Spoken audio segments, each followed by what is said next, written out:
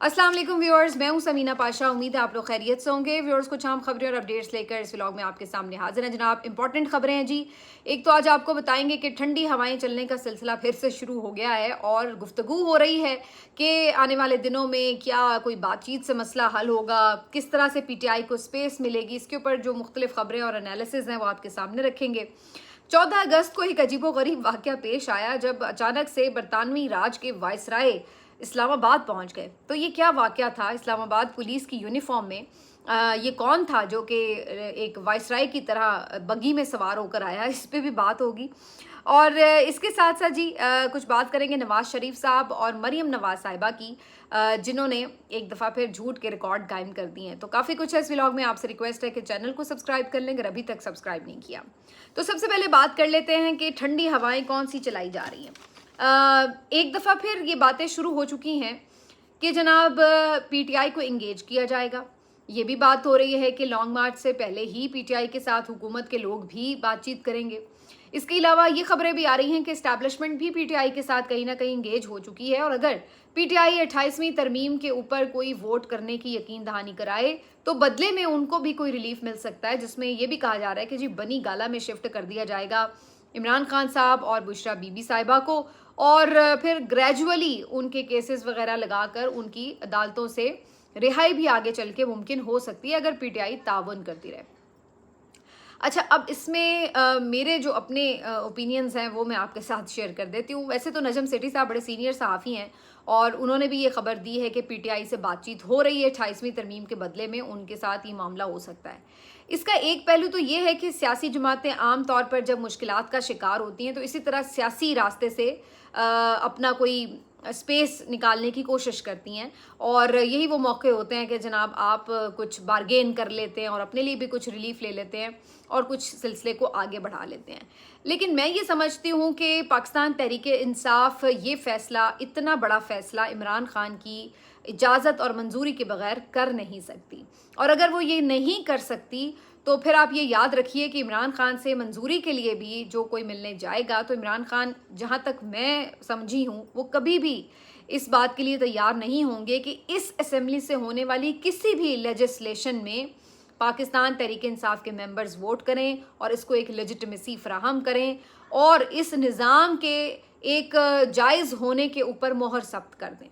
क्योंकि इमरान खान साहब का तो मौक़िफ़ ये रहा है कि ये निज़ाम जाली है, ये असेंबली जाली है, इसका मैंडेट जाली है। तो ऐसे में 26वीं तरमीम हुई, 27वीं तरमीम हुई, तो पीटीआई का तो उसके अंदर मौक़िफ़ ही ये था कि जनाब ये लोग इस बात के मजाज ही नहीं है कि ये कोई आइनी तरमीम करे, क्योंकि ये इलेक्टेड नुमाइंदे ही नहीं हैं।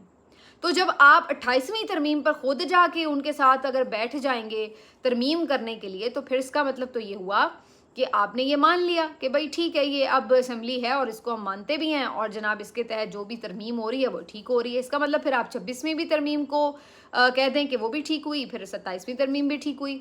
तो ये जो बात है ये काफ़ी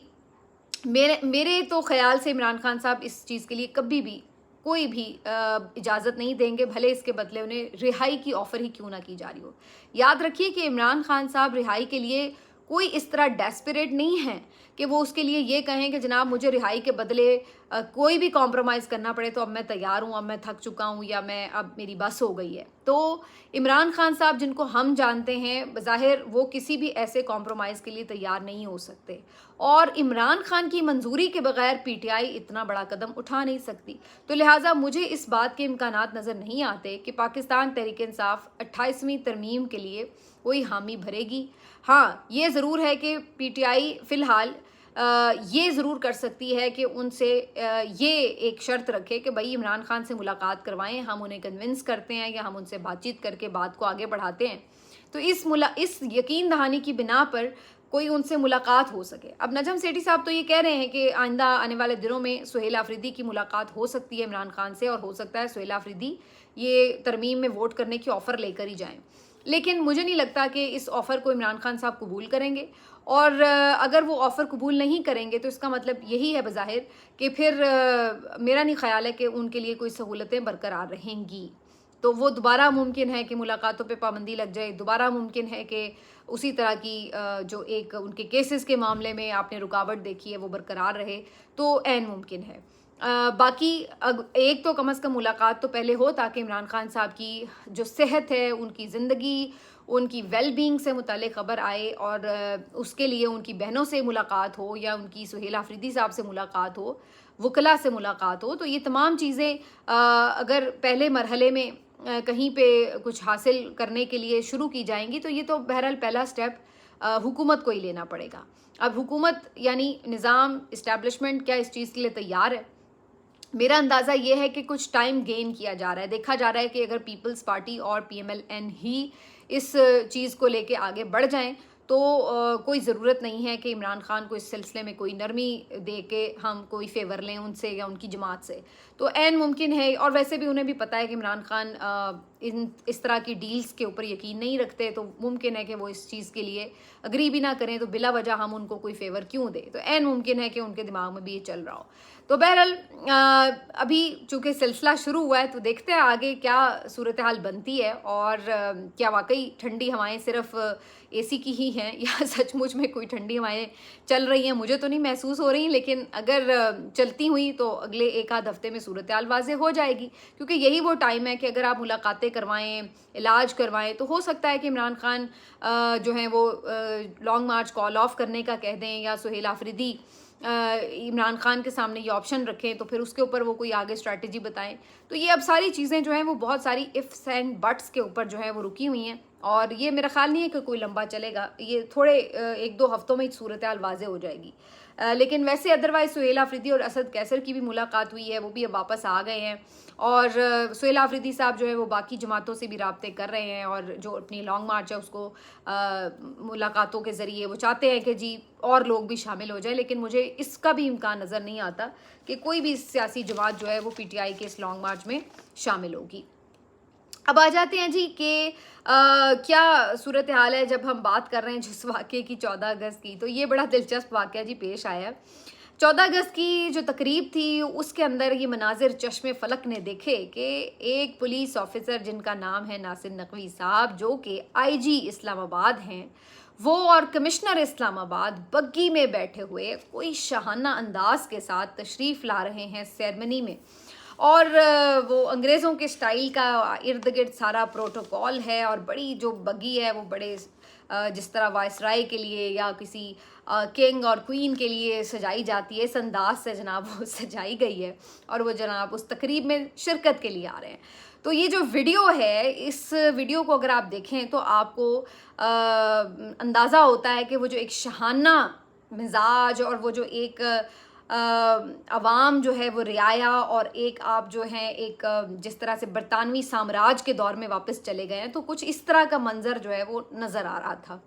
अच्छा, ये वीडियो जो है वो जब सोशल मीडिया पर आई तो इसके ऊपर ज़ाहिर है हर किसी ने तनकीद की, बहुत सी मीम्स भी बनी कि जनाब ये अभी तक अपने आप को वायसराय समझ रहे हैं, ये शाहाना अंदाज इनके ऐसे हैं कि जैसे ये दूसरे मुल्कों को कर्जे देते फिर रहे हैं, और जनाब एक पुलिस ऑफिसर का, एक कमिश्नर का जो कि अवाम के खादिम है, अवाम के पैसों से आपको तनख्वाह मिलती है, आप उनके ऊपर इस तरीके से आ रहे हैं कि जैसे आप कोई बादशाह सलामत हैं और अवाम के ऊपर खर्च करते हैं, और इसलिए आप अवाम को जो है वो बड़ा अपना रोब और दबदबा जाहो जलाल दिखा रहे हैं। तो मतलब इसकी कोई तुक समझ नहीं आ रही थी कि पुलिस ऑफिसर या सरकारी मुलाजिम जो है वो किस तरह से इस शाहाना अंदाज के साथ तकरीब में आ रहा है और क्यों आ रहा है। तो हर कोई इसके ऊपर जो है वो मजाक भी उड़ा रहा था। मैंने तो ये भी लिख दिया कि वो गाना है ना, मुझे तो वो याद आ गया देख के कि साला मैं तो सांप बन गया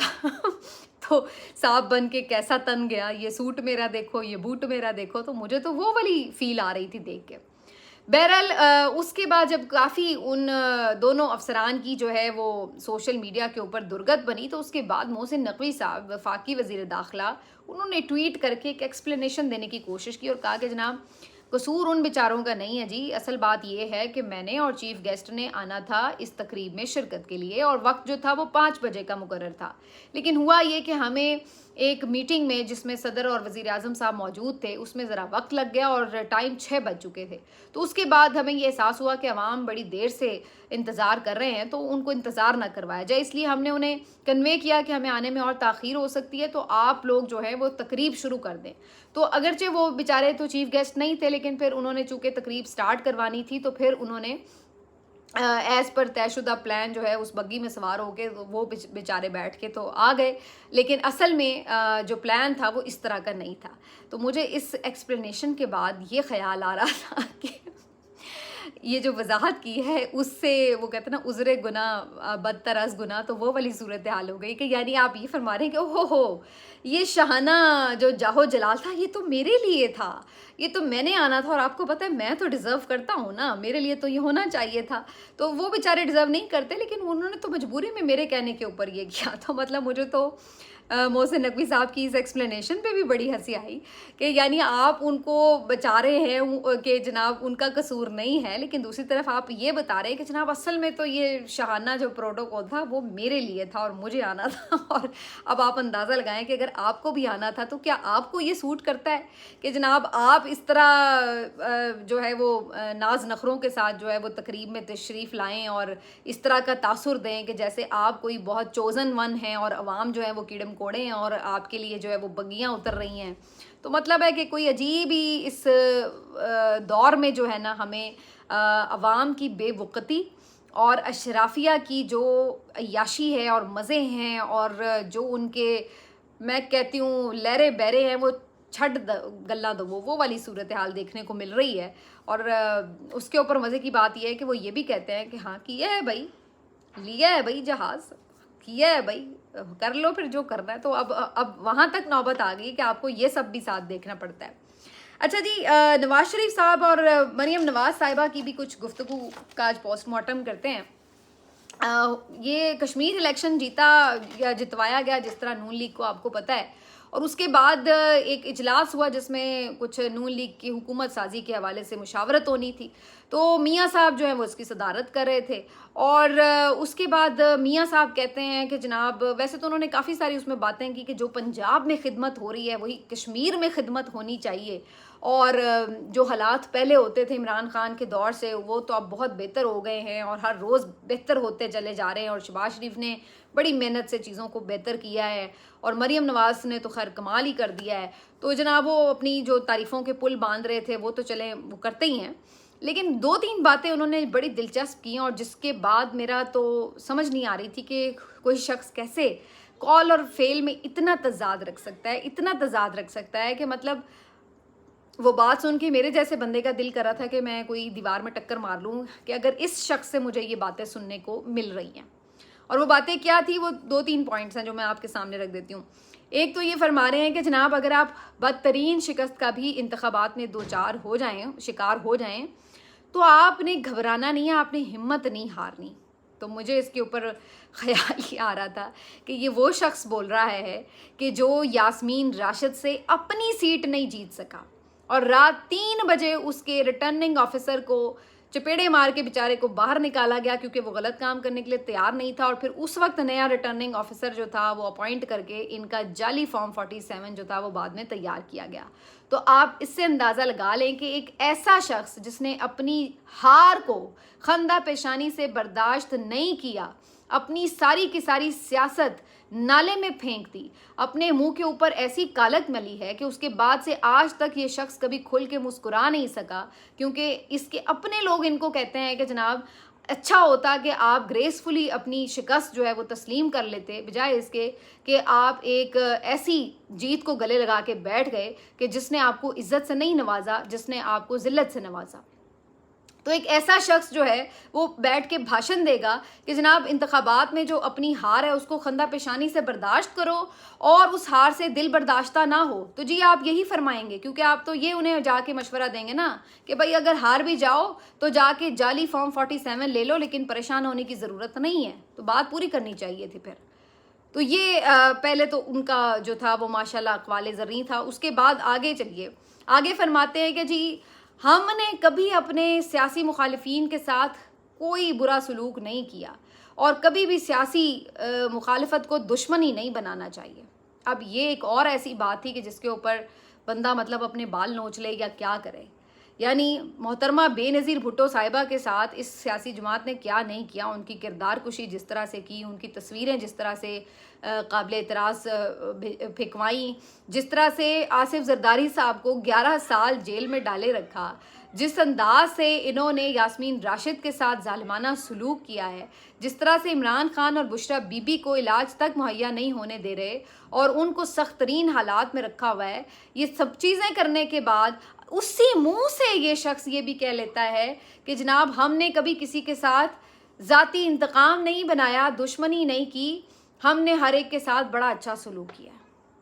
تو اس کے بعد آپ بتائیں کہ پھر کہنے کو باقی بچتا کیا ہے؟ کیا یہ لوگ آئینہ نہیں دیکھتے؟ کون ہیں یہ لوگ؟ کس مٹی سے بنے ہیں؟ ان کے اندر کوئی شرم کیوں نہیں ہے؟ میں تو یہ حیران ہوتی ہوں کہ ان لوگوں کو کوئی تھوڑا سا مطلب ٹھیک ہے آپ نہ یہ پرچار کرو کہ جی ہم ظلم کر رہے ہیں یہ وہ، لیکن آپ کم از کم یہ تو پرچار نہ کرو کہ ہم بڑا اچھا سلوک کر رہے ہیں۔ آپ کو بھی پتہ ہے اور آپ کے اندر ہر بندے کو پتہ ہے کہ آپ لوگ کیا کر رہے ہیں، لیکن اس کے باوجود آپ آ کے اتنا جگرا رکھتے ہیں کہ اتنا دھڑلے سے آپ لوگ جھوٹ بھی بول لیتے ہیں کہ جی ہم کوئی ذاتی انتقام نہیں کر رہے، کوئی دشمنی نہیں کر رہے، ہم تو جناب بڑا اچھا سلوک کر رہے ہیں۔ آپ تو یہ بھی بھول گئے کہ آپ کو کس انداز سے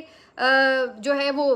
نکالا گیا تھا جیل سے اور کس طرح سے آپ کو علاج کے لیے باہر بھیجا گیا تھا، اور آج جو ہے وہ آپ عمران خان تو چھوڑیں، اس کی بیوی تک کو علاج نہیں فراہم کر رہے، اس کی آنکھیں ضائع ہو رہی ہیں جیل میں، اور آپ لوگوں کو شرم نہیں آ رہی، اور اس کے باوجود آپ آ کے دھڑلے سے ٹی وی پہ بیٹھ کے یہ جھوٹ بولتے ہیں کہ جی ہم بہت اچھا سلوک کر رہے ہیں۔ تو اب ایسی باتوں کے اوپر مزید بندہ کیا ہی بات کرے، لیکن افسوس ہوتا ہے کہ آپ کے ملک کے یہ سیاسی لیڈرز ہیں، یہ لوگ ہیں جو کہ اس کردار کے مالک ہیں، اور یہ 3 دفعہ پرائم منسٹر رہے ہیں اور بڑے بڑے عہدوں پہ ہیں اور ابھی تک بھی چمٹے ہوئے ہیں اور جان چھوڑتے نہیں ہیں، لیکن ان کا قول اور فعل اتنا تضادات سے اٹا پڑا ہے کہ انسان کو سمجھ نہیں آتی کہ کس بات کے اوپر آپ تنقید کریں اور کس بات کے اوپر آپ تعریف کریں۔ ملتے ہیں آپ سے اگلے ویلاگ میں، اپنا خیال رکھیے، اللہ حافظ۔